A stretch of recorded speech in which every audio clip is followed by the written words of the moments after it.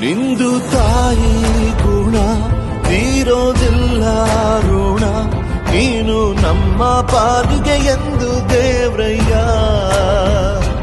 ತಾನು ನೋವಾ ನುಂಗಿ ಜೀವ ನೀಡೋ ಮಗ, ನಿನ್ನ ಪಡ್ಕೊಂಡಿದ್ದೆ ಪುಣ್ಯ ಗಣಯ್ಯ.